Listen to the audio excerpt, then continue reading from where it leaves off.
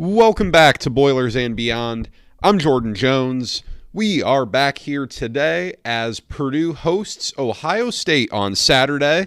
The Boilermakers enter as a heavy underdog, but as we've seen multiple times in recent memory, that does not count the Boilermakers out automatically when they take on Ohio State. Does Purdue have a chance on Saturday?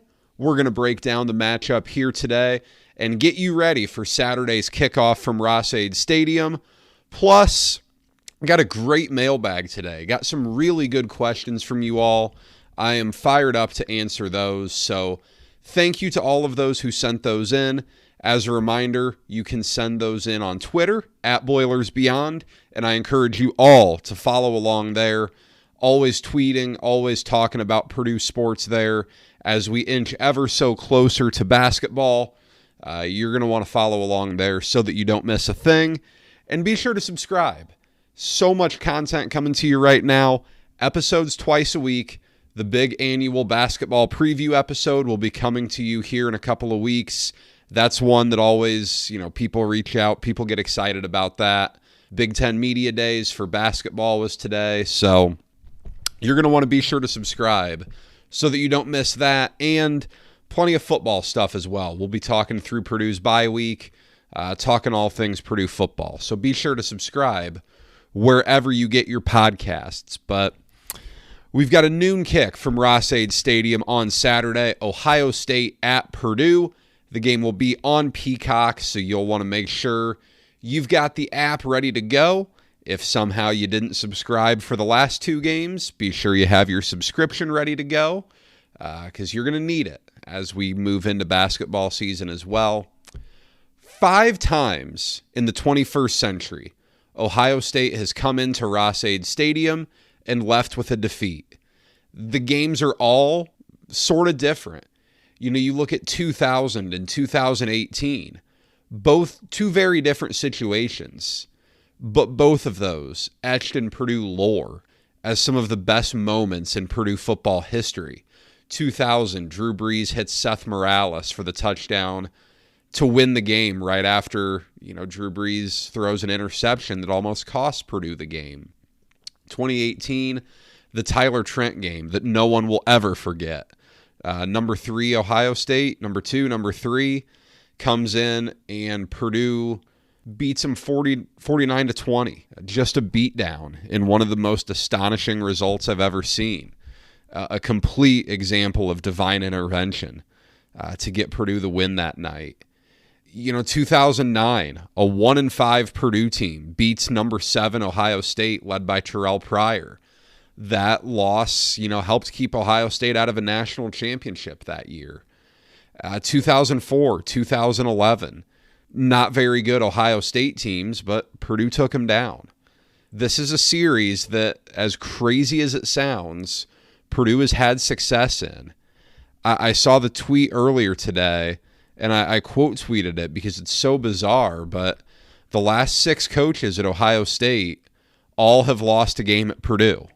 Ryan Day has not done that to this point. Whether he will or not, who knows? But that's crazy. The last 6 coaches have all lost a game at Purdue. Purdue is tied with Michigan and Penn State for the most wins against Ohio State in the 21st century with 5. It's pretty remarkable. Ohio State is one of the most loaded programs year in and year out with high-level talent. You look nationwide, and it's Georgia, it's Alabama, and it's Ohio State. Those are kind of those 3 programs that have recruited at a really high level for the last 5 to 10 years consistently, and the on-field results show it. Ohio State has been spectacular ever since, really that 2011 season when Ohio State really struggled. Ryan Day took over in 2019. The guy's 50-6 as the head coach there.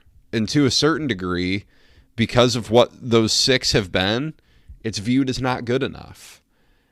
It is a very, very different program to try to compare to Purdue because they operate in such different stratospheres. But getting into this year's Buckeyes, results are mixed so far from an Ohio State perspective. The offense is loaded with talent. You look at the receiver core. It is probably the best wide receiver core in the nation. Marvin Harrison Jr. is an unbelievable talent.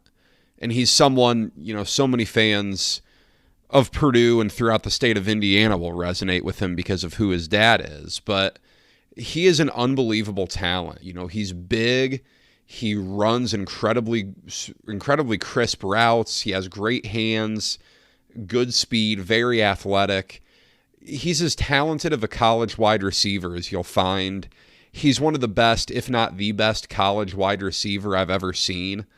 He is very, very good. He's going to be the top receiver taken in next April's NFL draft. It's not even a conversation. He is just a really high-end talent that, I'll be frank, I don't know what Purdue does with him. I don't know what anyone does with him. On any other team in America, Emeka Egbuka would be a number 1 receiver. But on Ohio State, he's not. He's the number 2 guy. Another guy who was a former 5-star recruit, incredibly highly touted, has put up remarkable numbers thus far in his career. He's probably going to be a first-rounder in next year's draft. You've got Julian Fleming, a really polished veteran in Ohio State's receiving core. You have Cade Stover, a really good tight end, a great pass catcher for a tight end. Not as much of a blocker, but an excellent pass catcher, really important weapon for them. Carnell Tate is a true freshman whose potential is through the roof. This group is insane. This is a really, really talented group of receivers. But to this point, I don't know that it's been maximized. Kyle McCord is solid at quarterback. His stats look good. He's been solid. But Ohio State, over the last so many years, really has had elite level quarterback play. You look at, Dwayne Haskins in that 2018 team. Haskins was a Heisman finalist. You look at C.J. Stroud. I believe he was twice a Heisman finalist. Justin Fields in between the two. He was a Heisman finalist, I think. This is a program that's expected quarterback play to be at a really high level. And so far, McCord has not been there yet. That's not to say he won't get there. He very well could. He was a big-time recruit for a reason. He won the quarterback battle in spring ball and in fall camp. But to this point, Ohio State still wants to see more. That's all so relative because, most schools would dream to have that type of quote-unquote problem. But again, this is a different world Ohio State lives in. You'll want to keep an eye going into Saturday on the status of Travion Henderson, Ohio State's top running back. He missed the Maryland game with an injury. He's a guy who's been hurt quite a bit in his career. Former 5-star recruit, made a big impact as a true freshman back in 2021. He's the difference maker in the running back room. If he doesn't go, they still have a fine duo, Chip Trainum and Mayan Williams. They can fill in well. Trainum's a solid guy, bigger back. Mayan Williams, a veteran. He's been a big part of that running back room for 3 years now. But Travion Henderson's the guy who really can make a difference and really can be explosive. He's averaging like 7 yards a carry on the season. He's fantastic. It's interesting, too. Ohio State's offensive line has gotten quite a bit of flack early on for not being all that great. This is a good example, and one that is, very high profile, of how hard it is to develop an offensive line out of the portal. Ohio State went into the offseason knowing very well that they needed 2 offensive tackles. And, early on, it became pretty well known throughout the world of those who follow it that Ohio State didn't love the options that were out there at tackle. It's really hard to build an offensive line out of the portal. You have to develop from within. For whatever reason, Ohio State had some holes there, and so far, the offensive line has not been great. Can Purdue expose that? I don't know. We'll see. A not great offensive line at Ohio State is still passable at a lot of places. But to compete at the level Ohio State wants to compete at, it's different. On the other side of the ball, though, the defense has been really, really good for Ohio State so far. This was a big knock on them. Last year it kind of falls apart in the second half against Michigan, and then Georgia mounts a comeback on it in the second half of the college football playoff semifinal. The year before that, of course, Michigan runs all over it in the snow game in Ann Arbor. But now it's in year 2 under Jim Knowles as the defensive coordinator, averaging just 10 points a game allowed, 264 yards per game allowed. Really good. And the numbers to me, 3.1 yards per carry, 5.2 yards per pass attempt for opposition against Ohio State. It's not like the Buckeyes have played a great schedule. Indiana, Western Kentucky, someone else was in there. Notre Dame, solid. Maryland, solid. It's not like they've played a bunch of world beaters, but Notre Dame didn't score a ton on them. Maryland was up and down last week. It's a pretty good defense for Ohio State. JT Tuimoloau and Jack Sawyer are going to get after the passer. They're going to really test what Purdue has on the edges. Muhammad Musa and, whether Purdue starts Ben Farrell or Dan Johnson out at right tackle, those two are really going to challenge Purdue. You got a good duo at inside linebacker, Tommy Eichenberg, Steele Chambers. They're solid. You've got an elite level corner in Denzel Burke.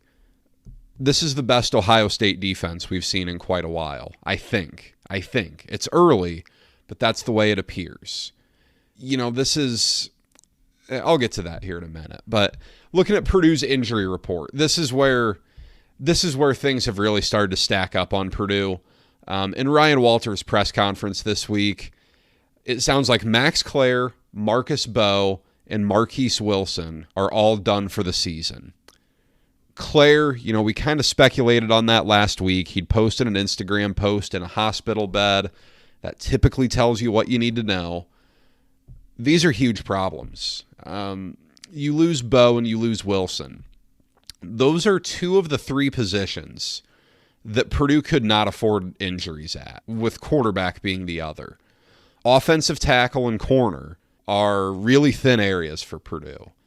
Purdue is able to get a lot of offensive linemen in the portal.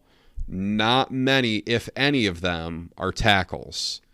At corner, Purdue is thin. Purdue was always thin there. Now you've got Zion Steptoe moved over there from offense to defense to help out at corner. It's thin. It's desperate times there. Those are huge losses. And with Max Clare, you have Garrett Miller to fill in behind him. And you've got Drew Bibber, who's gotten on the field some. But it's just a bummer. Max Clare was off to such a good start this year, really playing well, really looking like a bright spot, and he goes down. That's a bummer. That's a bummer to lose. OC brothers, Tyrone Tracy, they're going to be game time decisions at best. I don't know. I don't think you need to rush him back for this week, especially with a bye on deck. I say you get him healthy, but we'll see what happens there. Ben Freehill is still out at kicker. Going to be interesting to see when he returns, who's the number 1 kicker. Is it Freehill? Is it Macias?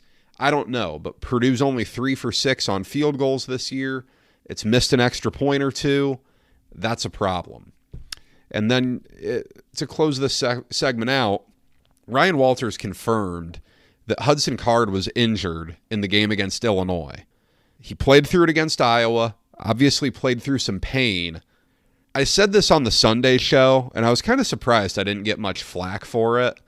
I really, if he's still injured, if he's not 100%, you really should think long and hard about resting him on Saturday. This is, you'd be sending him out there to fight a losing battle. Yes, it's possible Purdue could win, but it's highly unlikely.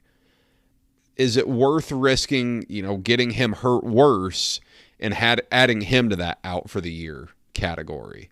I don't know. I don't think so, but if he's 100%, you play him. I mean, that's the fact of the matter. Interesting to see there. We'll see how good he looks. I don't have any reason to think Purdue won't play him, so we'll see what he looks like on Saturday. 3 questions for this one on Saturday, and, I've got to stretch it a little bit further here. I'll be interested to see what Purdue does defensively. Purdue plays such a man-heavy style of defense with a single high safety. That's really dangerous in a normal game. You expose yourself to a lot of big plays. Now you're facing off against Ohio State's passing attack. I'm curious to see what Purdue does there. If not, if Purdue just does what it normally does, it's probably going to get torched. If Purdue does something differently, there's a pretty good chance it still gets torched. I don't mean try to sound too negative there, but Purdue's got a heck of a battle ahead of it. Those edge rushers got to get home. They got to find a way to make a difference. Number 2, what does Purdue do on offense to try to crack this Buckeye defense? Talked about it a lot on Sunday. A lot of fans critical of Purdue's offensive play calling, offensive scheme. Now you're down your right tackle. You're down, we'll call him your number 1 running back, and you're down your number 1 tight end. What does Purdue try to do? What can you do? I'm very curious to see that. Does Purdue have some tricks up its sleeve? I don't know. Do we see some more rotation? That kind of leads into my number 3 question. This is a game that Purdue is likely to lose by a fairly substantial margin. Is there a young guy who we leave this game talking about? Someone who gets extended action and looks good, makes some plays on either side of the ball. These games are opportunities for something like that because, yes, Purdue's going to fight till the end. And yes, there's a chance that Purdue keeps this one close. But what is Purdue able to do? Is it able to get some young guys on the field? We'll see. I had this thought earlier today, and I'd had most of this podcast ready, and I thought of this. What Ohio State football is going through this year in terms of its fan base and in terms of the pressure on it is very similar to what Purdue basketball is going to be going through this winter. Everything Ohio State does this year on the football field and every conversation about Ohio State this year is focused on whether it can beat Michigan at the end of the year. Because that's the reality of Ohio State is it had such the streak against Michigan and it lost it. And everything about Ohio State now is about beating Michigan and getting back to the plus side of that rivalry. Very similarly to how no matter what Purdue does in the regular season basketball-wise this year, all of the conversation will be focused on the NCAA tournament and whether Purdue can, overcome its demons there and move on, late in the NCAA tournament, not fall to a double-digit seed, ultimately get to that elusive Final Four. It's a little different to compare, obviously. Ohio State's won 2 national titles in football in this century. Purdue has not been to a Final Four since 1980. It's a little different, but I did think that was interesting because I think there are some comparisons there, and you saw it with Ryan Day in that Notre Dame game. It was very clear. It's the external pressure is getting to Ohio State. The pressure of needing to beat Michigan is getting to them. They're handling it fine. They haven't lost yet, but the pressure is there. And that makes coming out week to week really difficult when you're so focused on that end of the year. I think, I'm about to give my prediction here. I think it's very important that I at least say there is very little Purdue could do on Saturday that makes me feel worse about this team. Look, this is not a game Purdue should be in. This is not a game that Purdue should be all that close in. Ohio State's a team with national championship aspirations. And from what we've seen from Purdue so far, it has bowl game at best hopes. These are 2 teams on very different levels. Purdue could get blown out. And I am not going to walk away from this one feeling any worse about Purdue than I was beforehand. This is really a nothing to lose game for Purdue. I don't think Purdue is going to match up particularly well. I think this is just a bad matchup in general. Purdue's corners are its weakness. Purdue's secondary in general is its weakness. Ohio State's receivers are a massive strength. And Ohio State's defense has been really good. Purdue needs games to be a little bit higher scoring to win them. I don't know that Purdue can put up enough points to hang around. I'll go 42-17 Ohio State. That would be a Buckeye cover. The over-under on this thing is 50. That's super low. And I'm pulling up the weather now because I know it's supposed to rain. Let's see what it looks like right now. Of course, it's Tuesday night as I record this, so it's way too early to make any sweeping judgments. But 57 degrees with a 46% chance of rain. Yeah, that's not great. Winds at 16 miles an hour. Yikes, that's not great. I'll stand by my prediction. If it's lower scoring than that, I think Purdue needs this to be higher scoring to have a chance to pull it off, but you never know. That's where I'll end. Getting into the Q&A here, I had some great ones today, kind of spontaneously. I did not think that there would be a ton of great questions. We got some great ones. Thank you to all of you who listen and send those in on Twitter at BoilersBeyond. Start off with one from Brian. What Big Ten team has the best win percentage against Ohio State since 2000? Brian, that would be the Purdue Boilermakers. There is your stat of the day. Anything can happen when the Boilers and Buckeyes meet. He also asked, is there any benefit to Hudson Card playing on Saturday? Yeah, I mean, there absolutely is. You give your team a better chance to win with Hudson Card out there. Now, what is the difference if Hudson Card plays versus doesn't in terms of, percent chance to win? I don't know. It's probably not a ton, but you give yourself a better chance when you have your starting quarterback out there. I mean, that's the benefit. Yeah, I guess that's kind of the benefit. We'll see how healthy he is. That's the thing. I can use these hypotheticals all I want, but I don't know how healthy he is. And I don't think it's really fair for me to say he absolutely should not play when I don't know how healthy he is.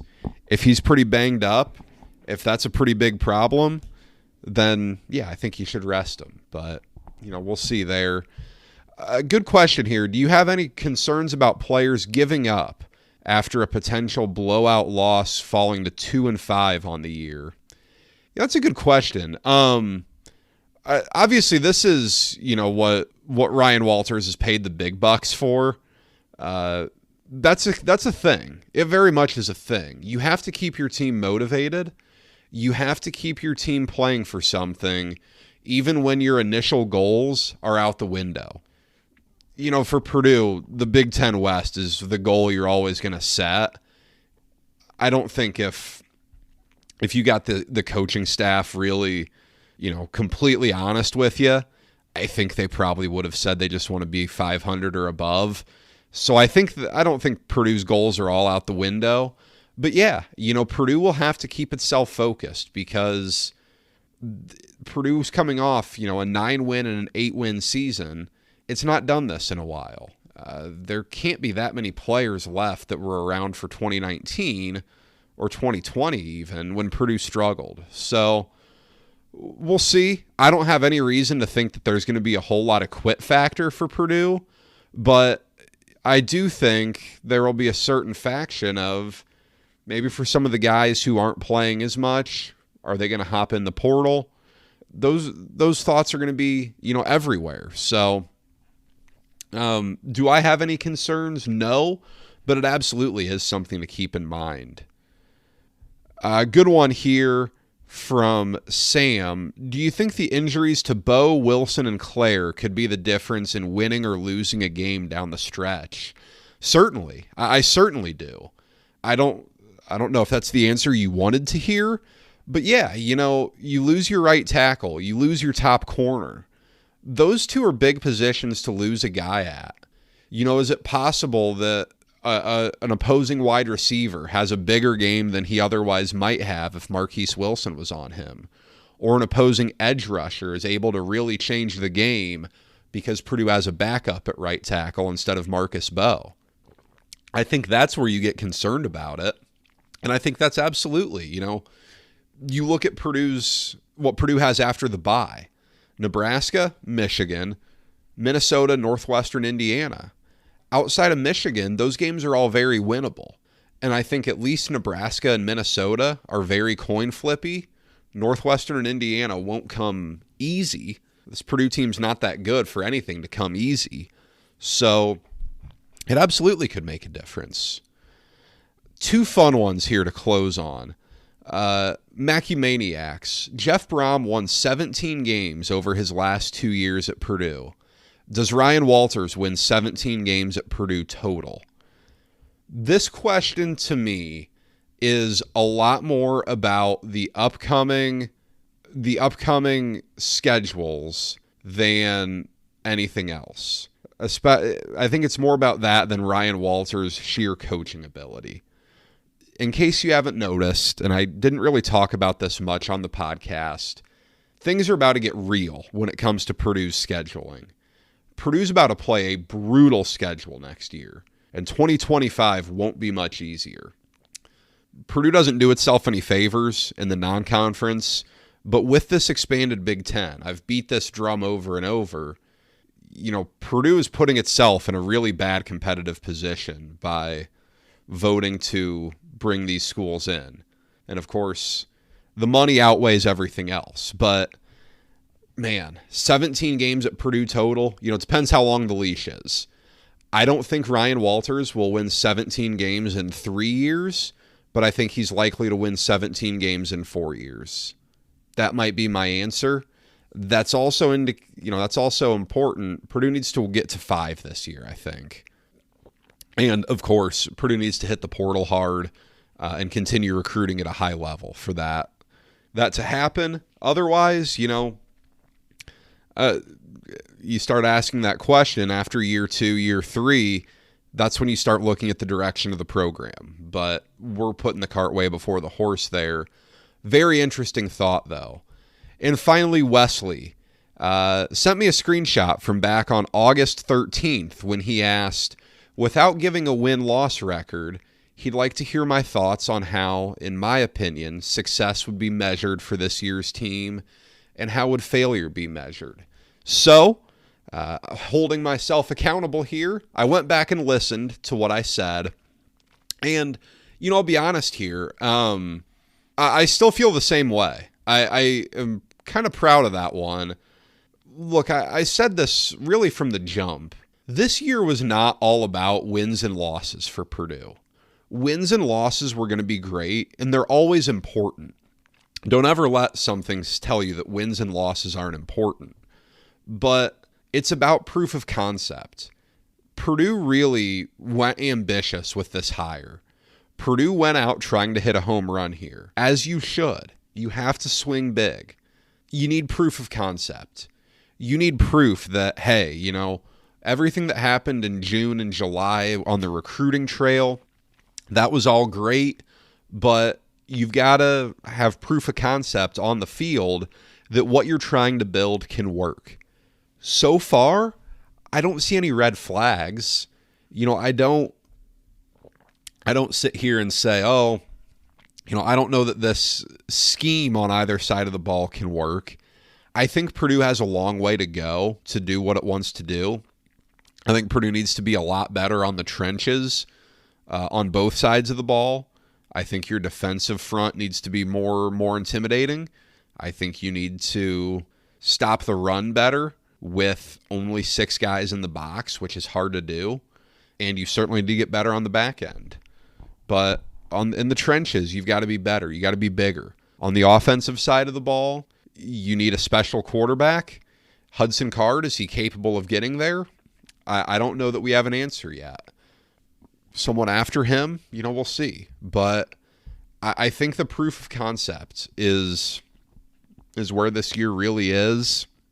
As I said, a failure especially what I'd say now, is just any real red flags. And I don't have any. I don't think there are a ton of real red flags here. I think this has been a growing experience for Purdue, for Ryan Walters, for everyone involved. We'll see. Purdue is not in like win this year mode, but Purdue does, need to be cognizant of where it is. And I think for now, you'd like to finish this year strong. If you can get to 5 wins, if you can, kind of accomplish the dream now and get to 6, you feel fantastic. But you're starting to see just, where some of the deficiencies are and where Purdue needs to step up to get to where it wants to go. But fun questions. Thank you all who sent those in on Twitter. That's all we've got for today. Thank you for listening and spending some time with me. I'll be back here Sunday after Purdue, Ohio State. We will talk about whatever goes on Saturday afternoon at Ross-Ade. After that, we'll take a look at where Purdue sits during the bye week. All things, kind of look back at the first 7 games, look ahead. Just a fun episode. Do a lot of Q&A there. And then it'll be the basketball preview episode. Then it'll be previewing Purdue at Nebraska and football. So if you don't want to miss that stuff, be sure to subscribe on your favorite podcast platform so you don't miss it. Get those notifications going. Follow on Twitter at BoilersBeyond. Feel free to send me a DM, send me a tweet, questions for the show. You can also email me, boilersandbeyondpod@gmail.com. Safe travels to all of you who are heading to West Lafayette this weekend. Enjoy the game. I will talk to you on Sunday. Take care.